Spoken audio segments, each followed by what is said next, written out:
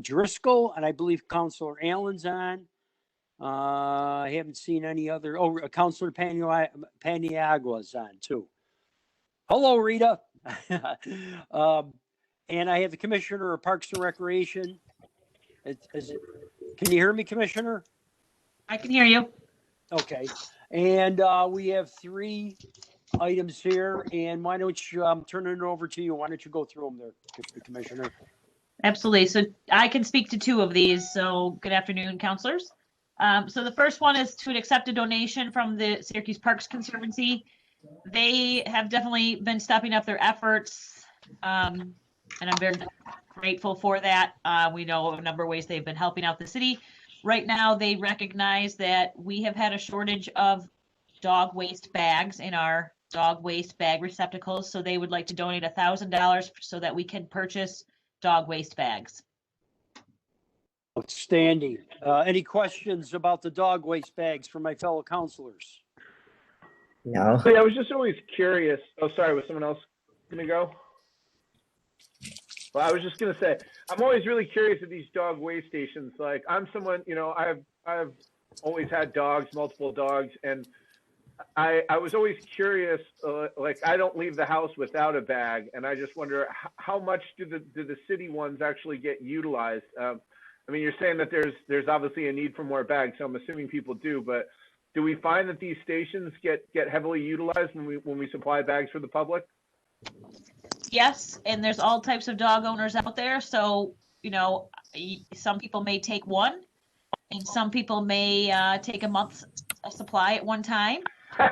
So they absolutely, and we will order, you know, 10,000 or so at a time. We order, and we have, I don't have the exact number, but we do have an inventory somewhere. We have about 50 or so receptacles spread across the city, not just in city parks. So they definitely get used. And honestly, with the plastic bag ban, that's having an impact on it as well. Because people used to use old grocery bags for their dog's waste. They don't have grocery bags from the grocery store anymore. So we're seeing an increase in use of them. I'd like to eventually switch over to the kind that biodegrade, just because then people won't steal them, you know, and it's more earth friendly anyways.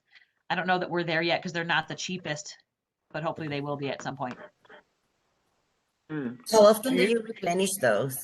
Depends on the park. Completely depends on the location. If it's, you know, we have some parks that are very much known as dog social gathering areas, and we have some that just, yeah, I mean, it totally depends on the neighboring people if they're dog owners. Any more concise and inquisitive questions about the dog waste bags?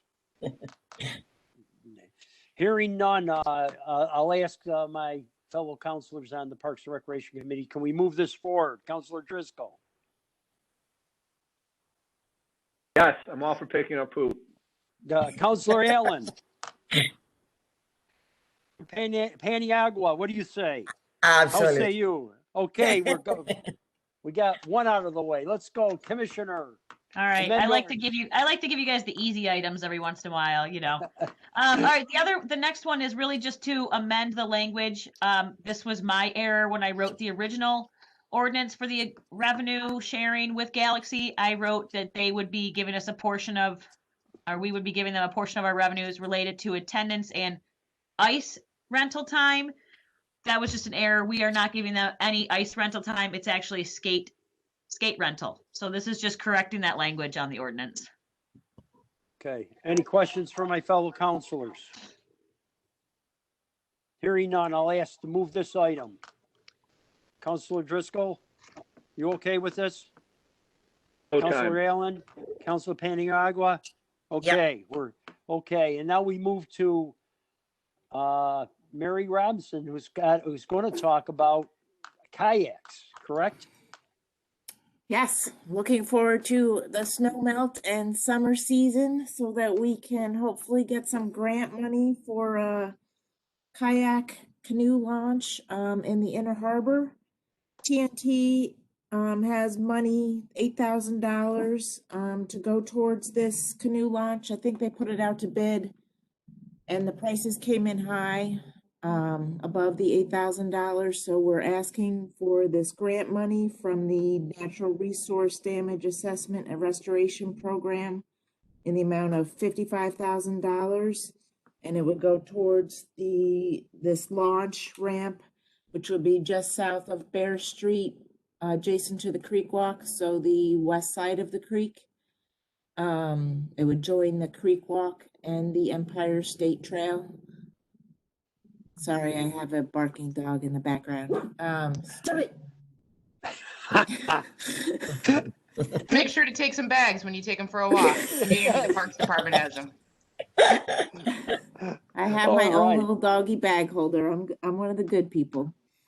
Anyway, so the proposal is for the launch and also an ADA compliant floating dock system, which would either be installed at that ramp just south of Bear Street or possibly by the inner harbor where the floating dock system is, or the pier is. Any questions from my fellow councilors? So the 55,000 will suffice to cover all costs. We would be in partnership with the TNT money, so it's roughly $63,000, I believe. And that would. Yes, I hope so.